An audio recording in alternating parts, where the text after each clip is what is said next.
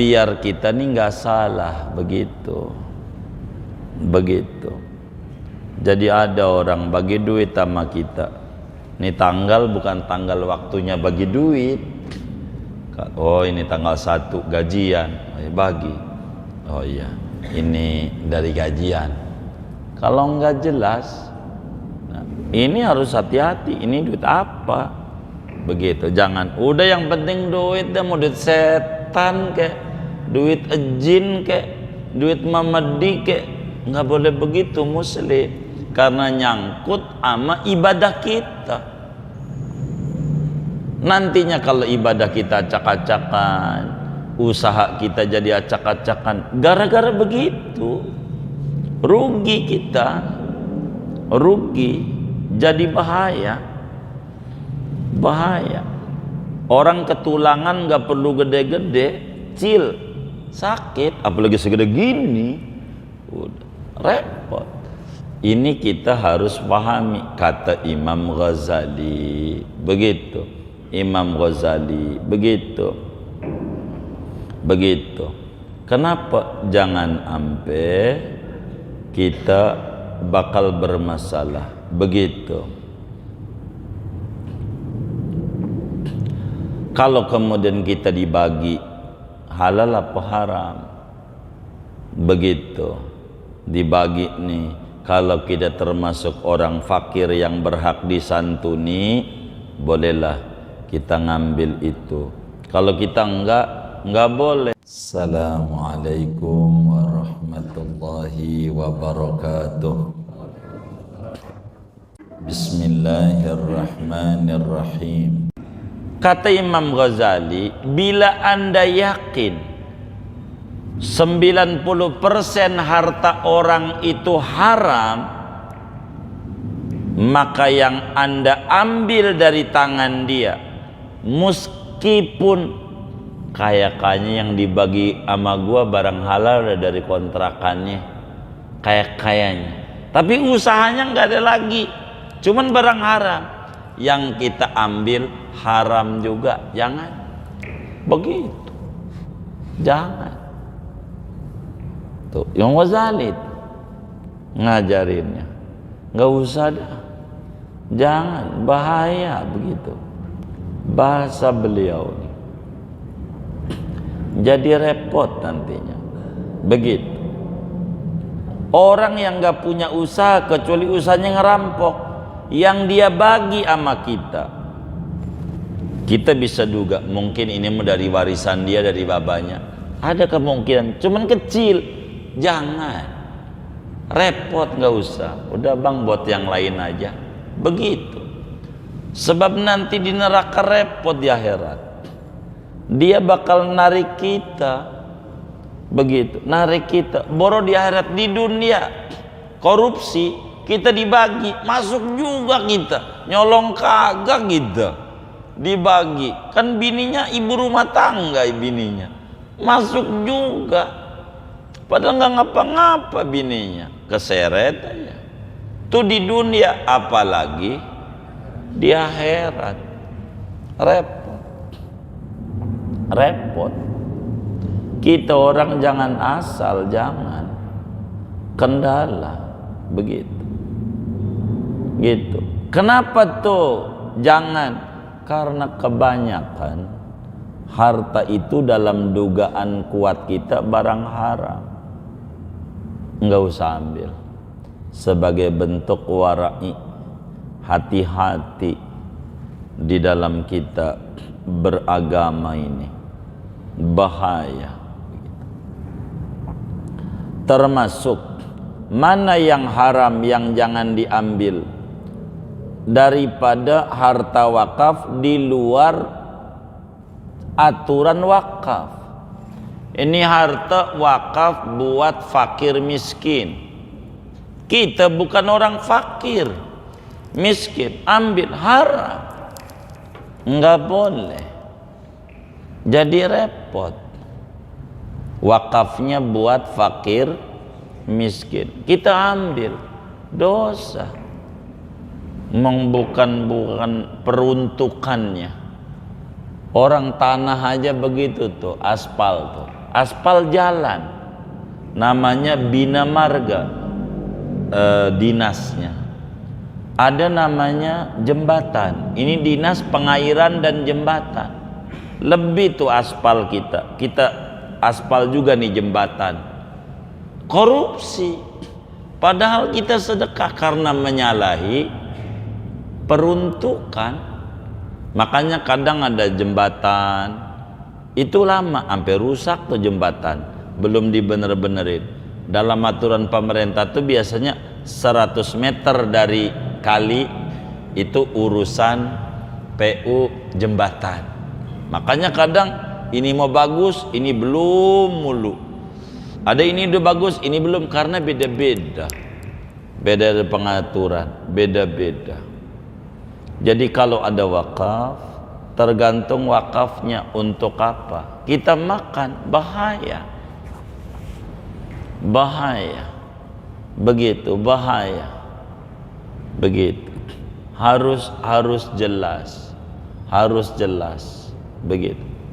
Kalau kita mau santunan yatim gitu ya kan, santunan yatim, kita buatlah yatim dan duafa gitu. Karena kasihan tuh tetangga kita yang bapaknya enggak ketahuan mati tapi ada juga kagak, atau bapaknya ada tapi miskin, parah. Yang yatim ini punya kontrakan banyak, karena yatim dibagi. Ini nggak dibagi kan kasihan. Kita bagi, dia bukan yatim, bikin aja yatim dan duafa. Jadi bisa dibagi dia. Kan enak mintanya. Begitu, biar kita jelas. Begitu, biar kita jelas. Biar jangan tuh orang makan jadi ribet urusannya. Ribet. Itu kayak begitu. Kita harus memahami begitu. Ada orang wakaf buat santri. Kita kalau bukan santri makan haram. Emang wakafnya begitu. Tergantung niat yang wakafnya. Untuk apa? Supaya kita tidak menyalahi peruntukan. Ada orang bagi-bagi buat guru gitu guru. Saya secara pribadi ada beberapa kaum muslimin itu nitip duit sama saya kalau ketemu puasa gitu.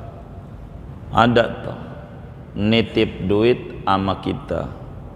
Ada tulisannya di amplopnya itu, orang nih zakat mal Pak Kiai untuk fakir miskin. Karena ada tulisannya untuk fakir miskin, supaya kita tidak salah di agama, kita beliin amplop. Saya tulis saja di amplopnya tuh khusus fakir miskin. Jadi kitanya bingung. Kalau kita bikin acara, teman-teman kita datang, enggak kita bagi dikata sentimen, dibagi ini duit haram bagi sebagian orang. Maka saya tulisin aja di amplopnya khusus fakir miskin. Kalau dia kaya makan duit itu jadi susah, begitu aja. Pokoknya saya mau bagi buat fakir miskin aja, terserah. Begitu. Karena kita nggak bisa melarang kawan kita datang, bahaya. Begitu. Makanya biar amanah, gitu itu doang. Kita bingung. Ini duitnya ada tulisannya fakir miskin, dia fakir miskin. Nah, pokoknya yang merasa fakir miskin makan dah. Kalau enggak ya jangan. Kasih orang, dosa. Itu begitu. Supaya sayanya selamat secara agamanya, diamanati gitu. Ada tuh orang kadang suka begitu, saya tahu, biar kita nggak salah dalam agamanya. Karena bahayanya sedikit juga ketulangan tuh nyangkut. Ini kita harus benar, begitu, harus benar. Begitu. Ini zakat fitrah, numpuk tuh beras di kantor kelurahan, banyak sampai lebaran lewat belum dibagi juga. Mau bagaimana? Orang liburan pulang kampung juga. Nah, tadinya minta beras dibagi. Regulator namanya. Biar kita jangan sampai salah dalam agama. Nyangkut jadi penyakit, jadi ini, jadi itu. Repot di badan. Kalau udah sakit nanti ngobatinnya jutaan. Rugi kita. Makannya enggak berapa duit tuh. Makannya 50.000, 100.000 umpamanya, 200.000 makannya kita. Tapi kalau udah sakit, masuk rumah sakit, baru pendaftarannya udah gede, belum buat operasi, mahal, jadi rugi kita. Maka kehati-hatian tuh perlu. Kata Imam Ghazali ngaji malam hari ini, ammal ma'lumu fadhahirun, adapun harta yang jelas halalnya, yang sudah dimaklumi halalnya, itu udah jelas, enggak perlu dijabarin. Begitu yang halal-halal. Begitu juga harta yang haram, jelas bener-bener haram. Kayak daging babi, kayak anjing, ini nih namanya jelas-jelas haram. Ini udah jelas, udah zahir, enggak perlu dijabar-jabarin. Kata Imam Ghazali, yang ini nih yang jelas begitu, seperti yang jual beli atau didapat dari mas kawin, apa dari upah kerja kita, ataukah orang kasih sedekah sama kita, atau dari wasiat, atau apa aja yang jelas-jelas. Nah, malam hari ini ngaji yang remeng-remeng. Inilah materi kita. Kan yang remeng-remeng. Remeng-remeng nih syubhat. Syubhat. Bisa halal, bisa haram. Begitu. Yang mana nih? Wa ammal madnunu bi alamatin fahuwa malus sultan wa umalihi. Adapun harta yang diduga kuat, bukan ragu-ragu, punya dugaan enggak beres, itu banyak. Dugaan halal, dugaan haram. Jadi kita jangan main ambil-ambil aja. Begitu maksud Imam Ghazali. Karena dampak buruknya repot kalau mau ambil-ambil aja. Mana harta dari penguasa, begitu, termasuk bawahan-bawahannya dah. Tuh kalau kita dibagi pikirin dulu, ini bantuan buat sampean, begitu. Karena sampean dulu bantu saya, jadi saya bagi. Padahal duitnya duit baznas macamnya. Begitu. Kan curiga juga ya kan. Begitu. Jadi ini harta ini yang mana? Kita ini bantuan penguasa, ini harus jelas. Ini bantuan pribadi apa bantuan dari negara, harus jelas. Jangan ampe ini dari kocek pribadi apa dari negara, itu harus jelas. Kita nggak tahu, udah deh nggak apa-apa, embat aja. Jangan, dampak buruknya repot. Begitu, harus jelas. Makanya kalaulah kita jadi panitia apa ya, kurban begitu, panitia kurban, kita dikasih sapi gitu oleh penguasa. Ini ditanya, Pak mau nanya nih, karena kaitan saya dengan motongnya ini Pak, gimana? Ini nih sapi yang Bapak kasih ini, kalau boleh saya nanya, dari duit kantong Bapak apa dari kas negara? Lu pengen tahu aja? Bukan Pak, nih motongnya ini niatnya ini loh. Karena bakal sayanya ikut dosa kalau nggak jelas. Kalau bapak nih dari kantong sendiri, dari usaha bapak, lalu beli sapi ngasih sama saya potong, hadhihi udhiyatu fulan bin fulan, saya ini kambing, ini sapi, korbannya Pak Anu bin Anu, jelas. Tapi kalau dari kas negara, kas daerah gitu, ini potongnya atas nama Pak Wali, Pak Gubernur, Pak Presiden, dan rakyatnya, karena duitnya hasil pengumpulan dari rakyat. Ini motongnya. Nabi begitu, ini kurbannya Nabi Muhammad dan umatnya Nabi Muhammad. Kalau dari kas negara begitu, ini kurbannya presiden dan masyarakat di negara. Begitu satu sapi itu cara motongnya, karena duitnya duit bersama, duit masyarakat. Itu begitu, biar kita nggak salah, nantinya salah. Begitu, harus jelas. Kalau ini Pak Wali, ini korban dari Pak Wali Kota dan masyarakat Muslim semana.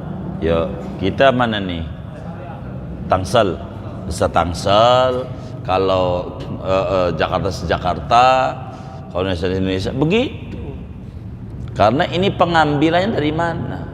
Harus jelas bantuan nih, biar kita kagak salah nerima bantuan. Begitu, biar kita jelas. Begitu. Udah lu jangan nanya, kalau kagak nih gua kasih masjid sebelah nih, ya nggak apa-apa. Wong saya mau amanat kok. Begitu, bukan pak banyak-banyak kambingnya. Ya saya namanya amanat, saya regulator doang dari si fulan, ya saya bagi lagi. Begitu. Namanya biar kita nih nggak salah. Begitu. Begitu. Jadi ada orang bagi duit sama kita. Ini tanggal bukan tanggal waktunya bagi duit. Oh ini tanggal 1 gajian, bagi. Oh iya, ini dari gajian. Kalau nggak jelas, nah, ini harus hati-hati. Ini duit apa? Begitu. Jangan udah yang penting duit, dah mau duit setan kek, duit jin kek, duit mamadi kek, nggak boleh begitu muslim. Karena nyangkut sama ibadah kita. Nantinya kalau ibadah kita acak-acakan, usaha kita jadi acak-acakan, gara-gara begitu, rugi kita, rugi, jadi bahaya. Bahaya. Orang ketulangan nggak perlu gede-gede, kecil, sakit, apalagi segede gini, udah repot. Ini kita harus pahami, kata Imam Ghazali. Begitu, Imam Ghazali begitu. Begitu. Kenapa jangan sampai kita bakal bermasalah? Begitu. Kalau kemudian kita dibagi halal apa haram, begitu dibagi nih. Kalau kita termasuk orang fakir yang berhak disantuni, bolehlah kita ngambil itu. Kalau kita enggak boleh. Ada namanya raskin, beras untuk orang miskin, kita ngambil aja. Padahal kita enggak miskin. Kalau nanti kita jadi susah usahanya, salah kita. Begitu. Udah yang penting beras, enggak begitu agama. Kita harus hati-hati. Uang kita tanggung jawabnya bukan di dunia doang, di akhirat. Ini yang jadi repot. Hidup tuh harus kita pahami. Bahaya di agama ini. Bahaya. Kan orang banyak ngeluh, dia usahanya payah morat-marit. Orang banyak mengeluh, dia anaknya bengal karena narkoba segala macam. Jangan langsung nyalain Allah. Dikasih empan apa? Empan ya. Dikasih makan apa? Dari mana ini sumbernya? Ini berpengaruh pada kehidupan kita. Kita kan suka mengeluh, kenapa saya udah ke masjid kena narkoba, kena ini. Kita pikirin, jangan nyalain Allah. Salah kita di mana? Ada enggak makanan yang enggak beres yang kita kasih makan? Kita pikirin yang beres-beres saja. Begitu, yang enggak beres enggak usah gitu. Buat anak kita. Orang dulu hebat. Zaman dulu kan masih banyak layar tancap. Mungkin sama aja Pondok Karya juga zaman dulu ya kan. Layar tancap, ada telur asin, kacang ya kan. Oh lepet, ada lepet. Kayaknya orang dulu ini tahu ini. Ya, begitu saudara. Begitu. Dia ada judi, koprok namanya. Judi, ada sintir apalah namanya. Nah, dia ada berduit tuh dari menang karena dia jago mainnya, menang. Enggak dibawa pulang. Udah habisin sama teman-temannya. Jangan, saya nggak mau anak-anak saya. Orang dulu masih ada mikir-mikir kayak begitu. Karena ngeri dampak buruk pada kehidupan. Dampak buruknya. Kan kita kadang suka mengeluh, nih kenapa ini? Ada masalah apa, bisnis saya nih habis-habisan ini. Kita pikirin, ada nggak masalah kita dengan Allah? Karena Islam tuh mengajarkan kita secukupnya aja. Kemarin udah ngaji tuh. Kalau kita makan ala kadarnya, katanya Imam Ghazali kan udah tuh kemarin tuh ngaji. Mana lagi orang yang nggak punya usaha lain kecuali dari usaha haram. Zaman dulu, apalagi yang tinggalnya di tanah kusir tuh.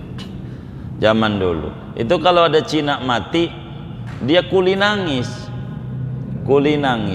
biar dibagi duit. Saya nggak paham nih saudara-saudara nih, begitu yang ngaji nih, bapak-bapak nih. Bapak-bapak ini kalau saya boleh nanya, pernah nggak lihat Cina nangis?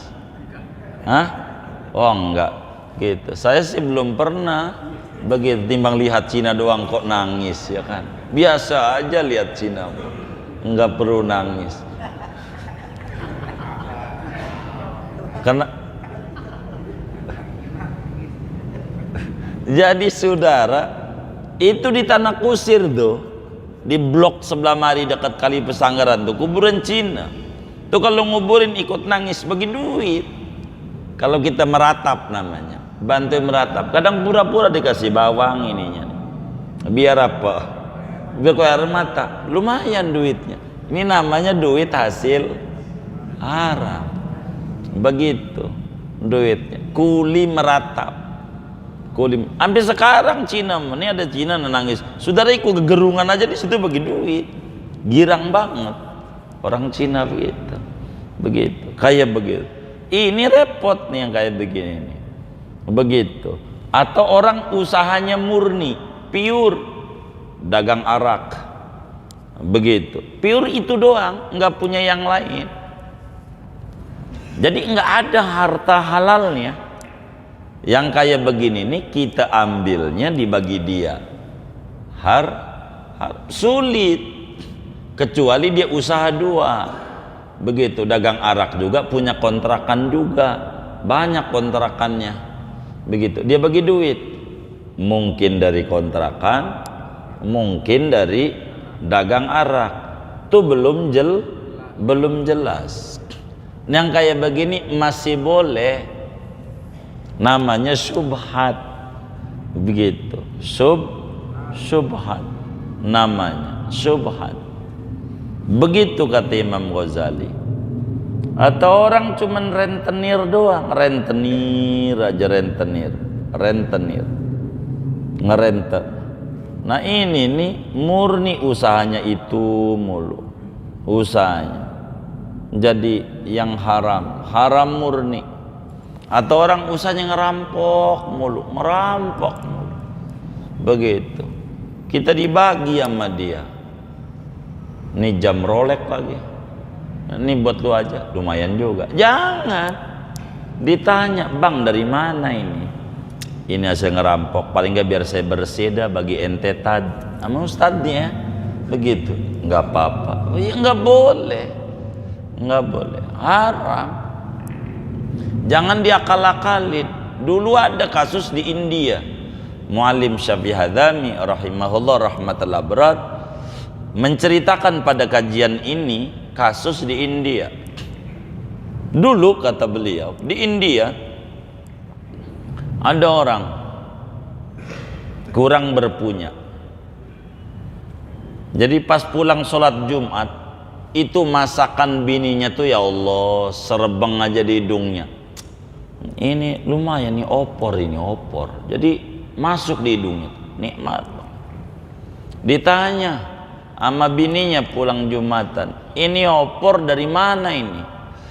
Anak kita ngambil ayam tetangga. Kata bininya, minta dimasak. Kata dia nih, haram nih, haram ini, ayam dapat nyolong. Cuman masalahnya tuh bau bumbu nih nyelekit banget di hidung. Masakannya ini menggoda selera, menggoda. Jadi sambil haram-haram dia mikir otaknya, saya mau tanya, tuh bumbu dari mana mah? Bumbu, kata dia, bumbunya. Kata bininya, kalau bumbu sih kita punya, kalau begitu saya kuahnya aja. Kata dia, iya bumbunya aja, kuahnya aja. Jangan ntar kalau udah matang, kuahnya aja. Bener nih bumbu kita punya, iya kita punya. Begitu. Kalau begitu saya kuahnya aja, jadi bumbunya aja, ayamnya enggak haram. Iya, jangan. Jadi duduklah tuh di meja makan, begitu, duduk, dituangin tuh sama bininya, tuh kuahnya, jatuh paha ayam di piring, jatuh paha ayamnya jatuh di piring. Dia mikir, kata dia, ini waduh paha jatuh lagi. Saya mau tanya, sengaja apa kagak? Begitu kata dia. Iya, sengaja kagak? Kata itu bininya, kagak bang, saya kan uang ini saya udah jaga sama sendok. Kalau begitu lu kotoh, barang temuan halal. Ini namanya ngakal-ngakalin namanya. Gitu, ada aja jawabannya, lu kotoh lah, barang nemu. Begitu kata dia. Ini namanya ngakal-ngakalin. Jangan. Kalau gimana? Iya gitu kata dia. Belum jelasin lu kotoh. Ini namanya ngakal-ngakalin. Begitu. Ini nggak bener ini, nggak bener. Begitu. Termasuk daripada alat-alat musik yang dilarang. Dalam madzhab Syafi'i ini alat musik kan banyak dilarang. Kecuali rebana, duf, rebana ketimpring kata orang. Itu zaman nabinya ada. Begitu. Zaman nabinya. Larang.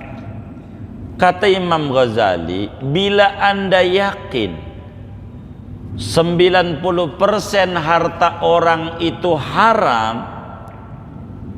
maka yang Anda ambil dari tangan dia, meskipun kaya-kayanya yang dibagi sama gua barang halal dari kontrakannya, kaya-kayanya, tapi usahanya nggak ada lagi, cuman barang haram, yang kita ambil haram juga. Jangan begitu, jangan. Tuh, Imam Ghazali ngajarinnya, nggak usah dah, jangan, bahaya begitu. Bahasa beliau ini jadi repot nantinya. Begitu. Orang yang nggak punya usaha kecuali usahanya ngerampok, yang dia bagi sama kita, kita bisa duga mungkin ini dari warisan dia dari babanya. Ada kemungkinan, cuman kecil.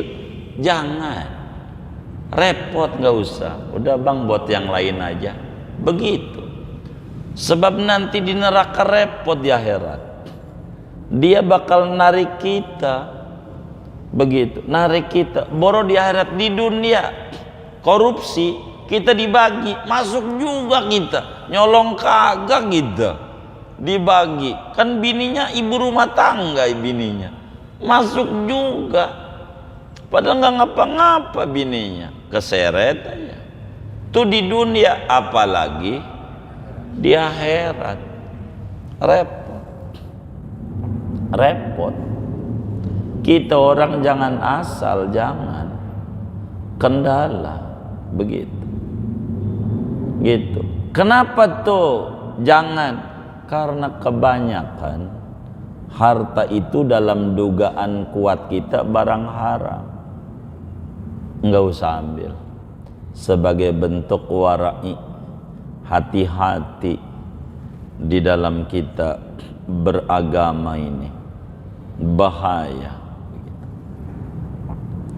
Termasuk mana yang haram yang jangan diambil daripada harta wakaf di luar aturan wakaf. Ini harta wakaf buat fakir miskin. Kita bukan orang fakir miskin, ambil haram, nggak boleh. Jadi repot. Wakafnya buat fakir miskin, kita ambil, dosa. Bukan peruntukannya. Orang tanah aja begitu tuh, aspal tuh, aspal jalan, namanya bina marga, dinasnya.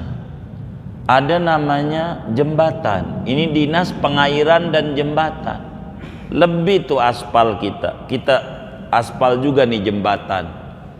Korupsi, padahal kita sedekah karena menyalahi peruntukan. Makanya kadang ada jembatan itu lama sampai rusak tuh jembatan, belum dibener-benerin. Dalam aturan pemerintah tuh biasanya 100 meter dari kali itu urusan PU jembatan. Makanya kadang ini mau bagus, ini belum mulu. Ada ini udah bagus, ini belum, karena beda-beda. Beda pengaturan, beda-beda. Jadi kalau ada wakaf, tergantung wakafnya untuk apa. Kita makan, bahaya. Bahaya. Begitu, bahaya. Begitu. Harus jelas. Harus jelas. Begitu. Kalau kita mau santunan yatim gitu ya kan, santunan yatim, kita buatlah yatim dan duafa gitu.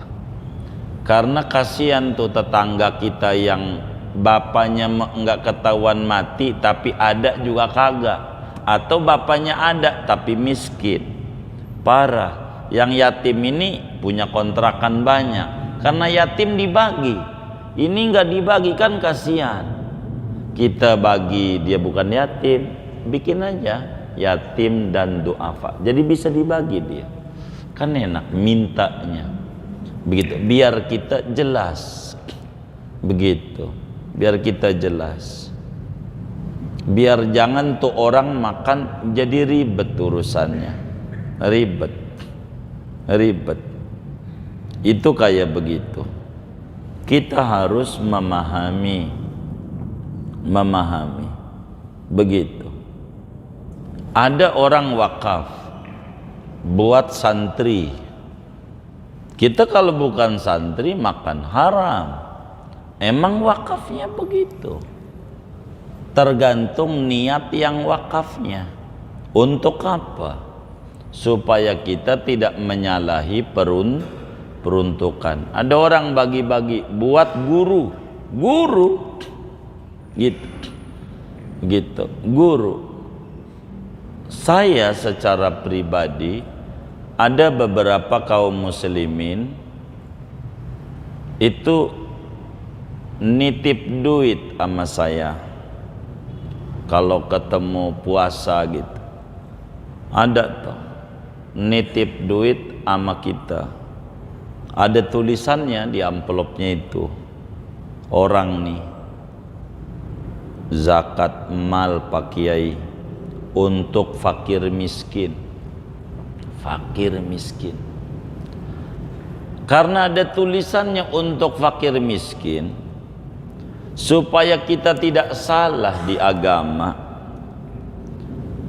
kita beliin amplop, saya tulis saja di amplopnya tuh khusus fakir miskin. Jadi kitanya bingung, kalau kita bikin acara teman-teman kita datang, enggak kita bagi dikata sentimen, dibagi ini duit haram bagi sebagian orang, maka saya tulisin aja di amplopnya khusus fakir miskin. Kalau dia kayak makan duit itu jadi susah, begitu aja. Pokoknya saya mau bagi buat fakir miskin aja, terserah, begitu. Karena kita nggak bisa melarang kawan kita datang, bahaya, begitu. Makanya biar amanah, gitu, itu doang. Kita bingung, ini duitnya ada tulisannya fakir miskin, dia fakir miskin. Nah, pokoknya yang merasa fakir miskin makan dah, kalau enggak ya jangan, kasih orang, dosa gitu.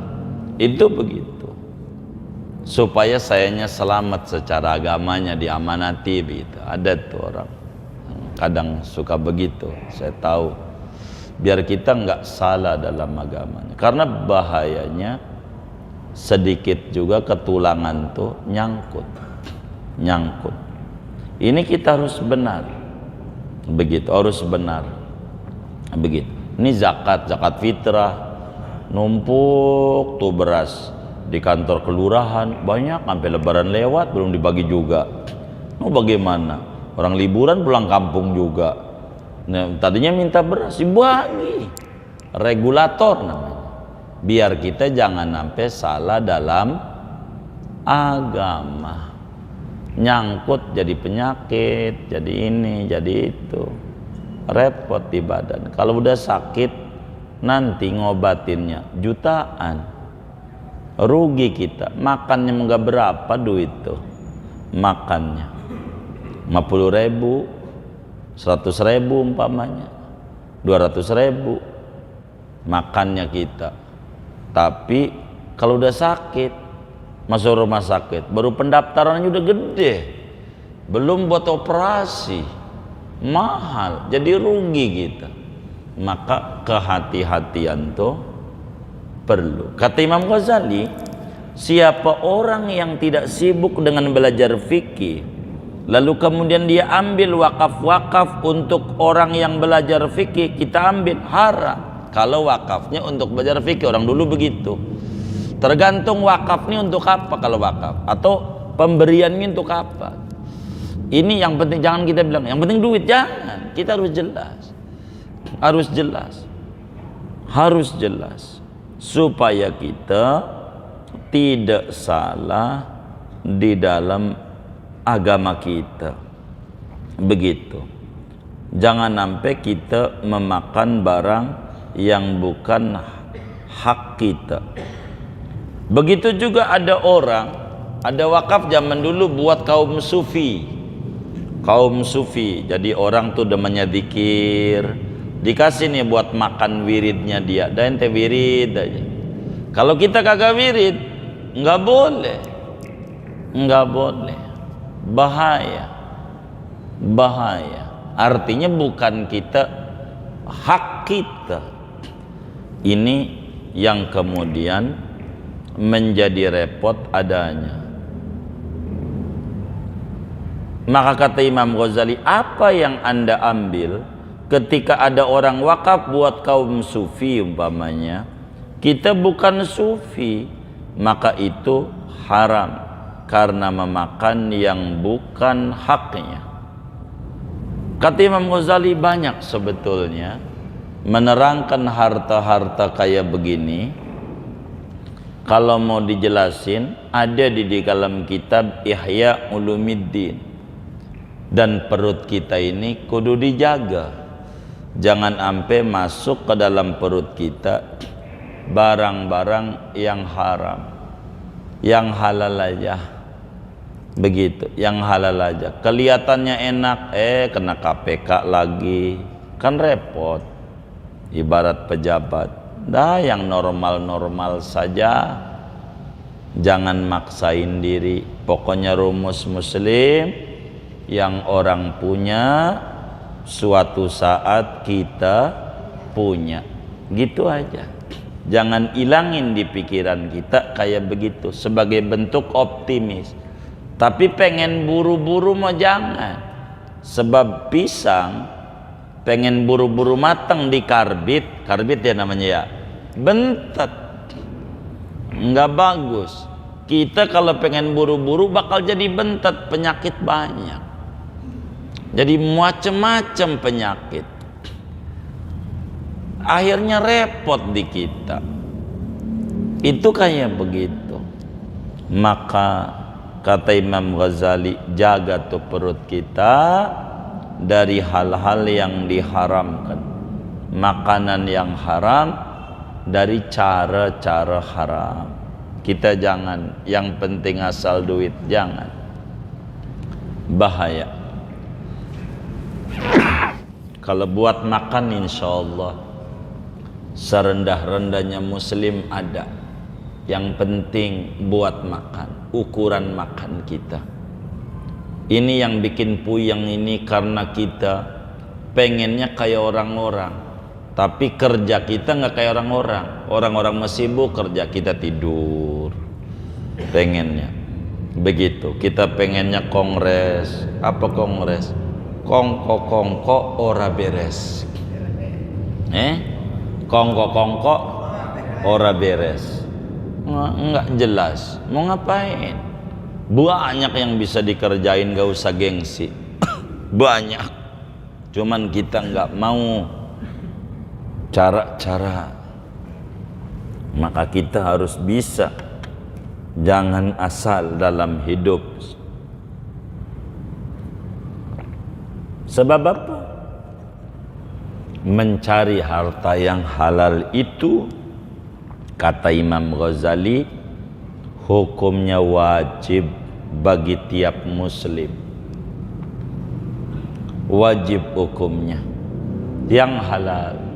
Yang haram repot. Bocah aja nih Rasulullah sallallahu alaihi wasallam pernah cucunya namanya Sayyidina Hasan, ya umur 5 tahun bocah, ngambil titipan zakat, kan kurma zakat ditaruh di rumah Nabi. Bocah main ambil aja, namanya nggak ngerti, belum keburu diberesin.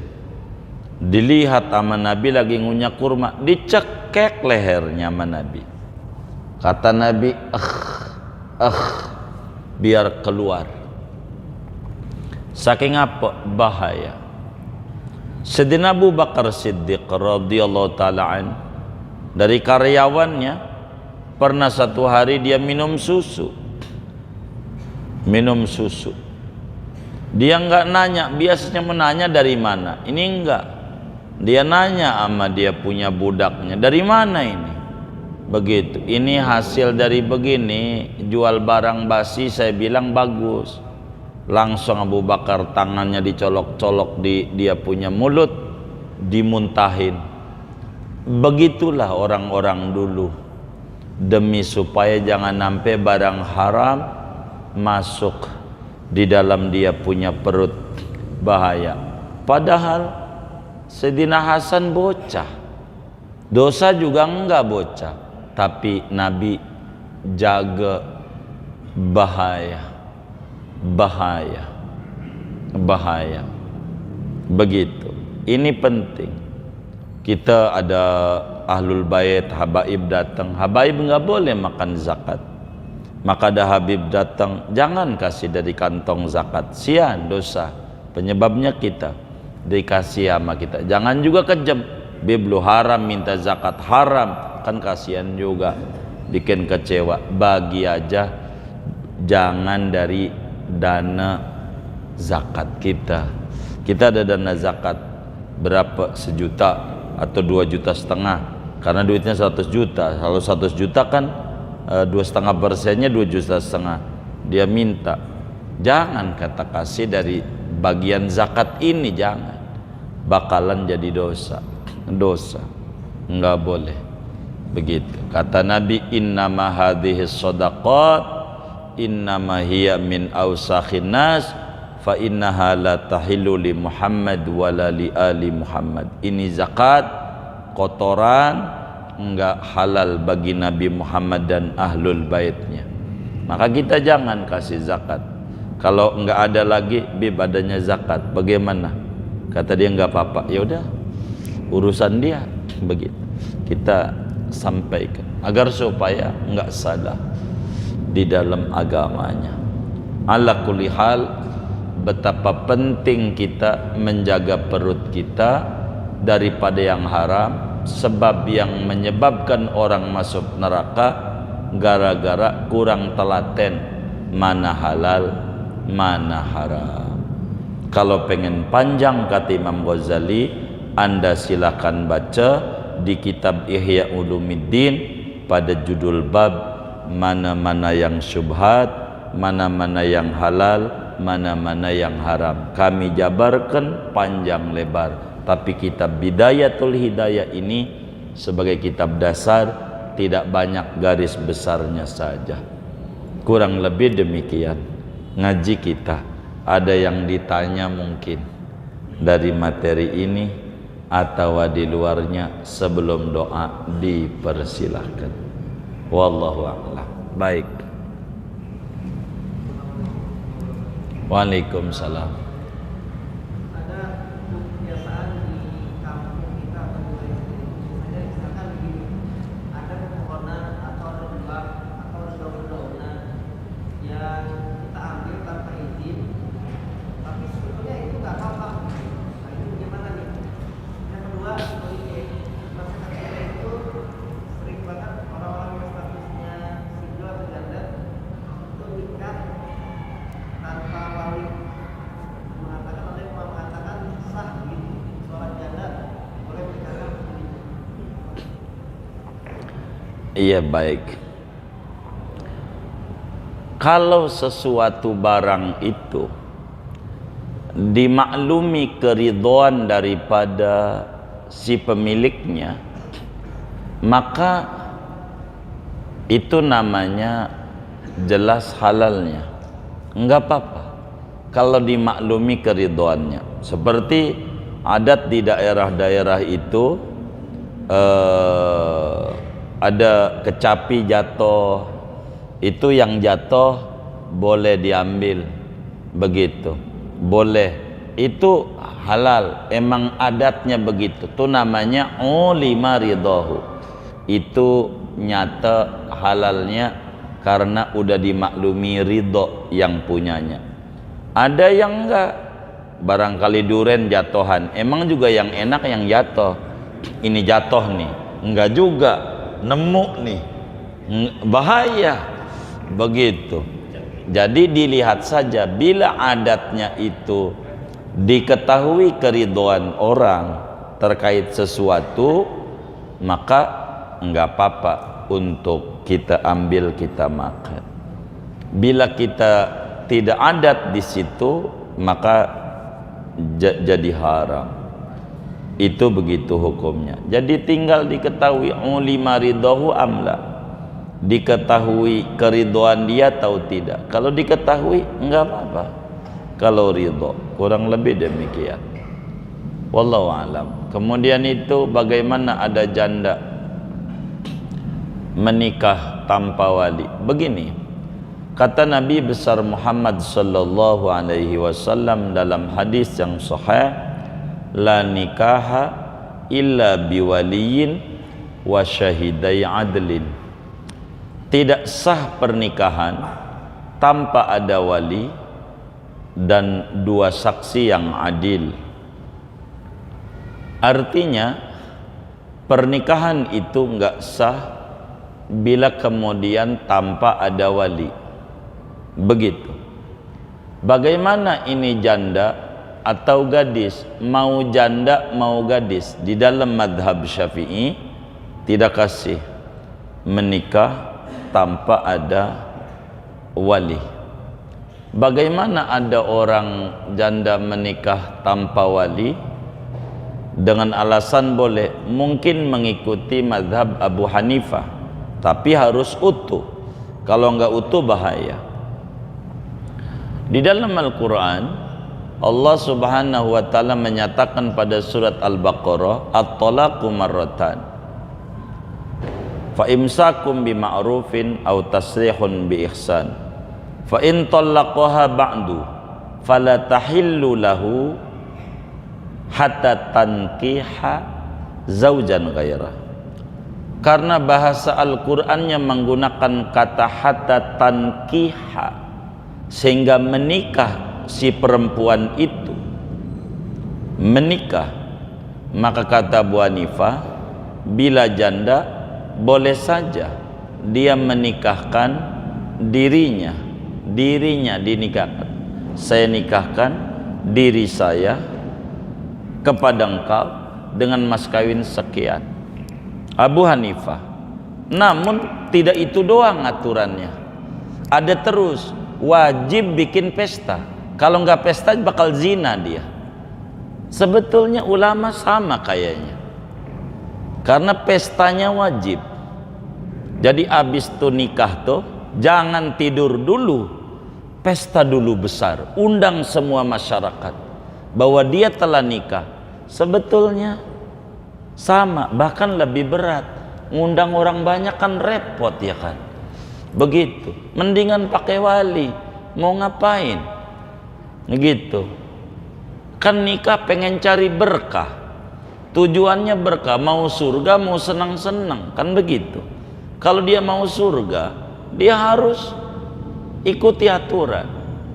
Melihat madhab Abu Hanifah ini ringan tanpa perlu wali kalau janda, tapi ada terusannya begitu. Jangan kita nih makan di warung Padang nih enak, ada terusannya, harganya jangan kayak warteg, jangan. Ini namanya nyampur adukan peraturan. Itu yang dilarang oleh agama. Ini contoh-contoh. Makan di Padang, warung Padang tuh bumbunya, ini mohon maaf bukan menjelek-jelekan warteg, bukan. Ini biar memudahkan analogi aja. Warung Padang sama warteg itu kalau ngomong bumbu kentelan mana? Kentelan warung Padang.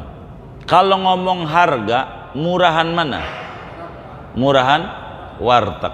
Yang kita mau tanya, kita pengen makannya di warung Padang tapi harganya kayak warteg, boleh nggak? Boleh. Kenapa? Kenapa nggak boleh? Kenapa? Bumbunya beda. Kenapa? Bukan paketnya. Kudu sepaket. Kalau makan di warung Padang, paket harganya warung Padang. Kalau makan di warteg, paket bumbunya ya warteg. Jangan dicampur adukan. Begitu. Jangan nih Abu Hanifah nih ringan nih, nikah nih tanpa wali, jangan itunya doang gitu. Tuh namanya makan di warung Padang harga warteg. Terusin aturannya, karena aturannya panjang aturannya. Jadi sepaket. Kalau nanti kalau main comot-comot di akhirat repot. Kata Abu Hanifah, emang sih gua sih kagak pakai wali jadi, cuman lu kagak pakai pesta besar, kagak bisa. Kata Imam Syafi'i, emang sih gua kagak wajibin pesta, tapi nikah lu kagak pakai wali, ini nggak bener. Lalu kita ikut siapa? Kalau nggak ikut ulama, ikut ubaru, maka nggak segampang itu. Jadi harus diikuti, gitu.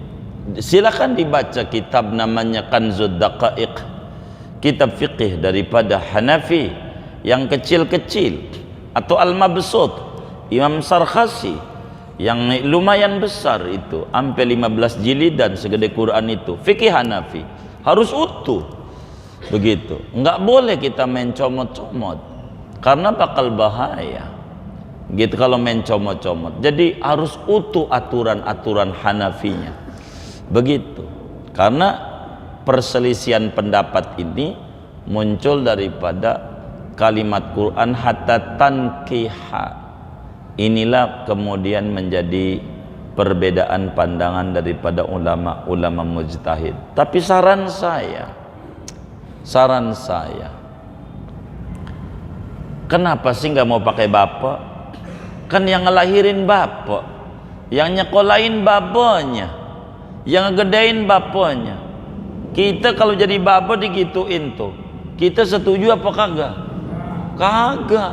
Anak apa kata kita? Kata kita nih babanya tuh si janda ini, kita babanya. Anak apa tuh kira-kira? Hah? Kita setuju nggak? Enggak. Nih anak tuh main nikah-nikah aja nggak pakai bilang sama kita. Namanya anak apa ini? Lo duraka. Lah kita nikah mau nyari berkah, mau nyari duraka. Itu yang harus dipikirin tuh. Kami tuh banyak orang yang datang ngomongin begitu tuh, Pak, saya ini mau nikah, bapakmu ada di mana? Kalimantan. Panggil begitu, panggil lah kalau mau nikah gitu. Si Anu bisa, si Anu aja, jangan sama saya. Mau ngapain? Lu mau jeblosin saya ke neraka, dosa saya aja banyak. Mau ngapa? Begitu. Kalau lengkap, dah kita ikut. Orang yang nikahin babanya kita ngaturin doa, kan begitu. Apa-apa, yang penting benar. Begitu. Jangan kita nasihati kalau ada kebetulan begitu, nasihati. Nggak benar. Kalau saya ngantongin HP ada jawaban, karena jangan-jangan orang satu ini abang kita yang nanya ini. Ada 2 orang barusan tadi sore ada yang nanya. Tengah 6 saya bikin voice note, ini jawabannya nih, kitabnya saya kasih voice note. Kalau ada voice note saya suarain, ini yang saya omongin. ini begitu gitu. Ada orang nanya, tapi ini orang Jakarta Barat masalah yang nanya kasusnya itu begitu. Ala kulli hal, jangan kita arahin kalau kawan kita tuh orang, jangan begini po, jangan, nggak bener ini empo, ini biar berkah rumah tangganya, pen berkah pen kagak gitu. Kita harus nasihatin, kasihan. Nggak boleh sembarangan dalam agama, nggak boleh. Itu begitu. Madhab lain tuh bikin pesta tuh wajib. Aulim walau bisyatin, buatlah walimah habis pesta sebelum tidur, walaupun 1 ekor kambing. Undang orang, semua orang begitu. Itu wajib bikin walimahnya nih. Wajib. Kalau madhab kita sunat begitu. Itu begitu, kurang lebih demikian yang saya mampu jawab. Jadi disampaikan aja bang kepada itu orang, jangan kita, kalau kita orang jangan bahaya. Kurang lebih demikian, wallahu a'lam.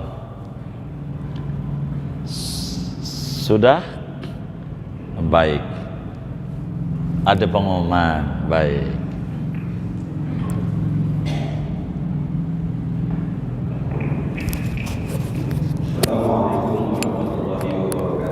Waalaikumsalam.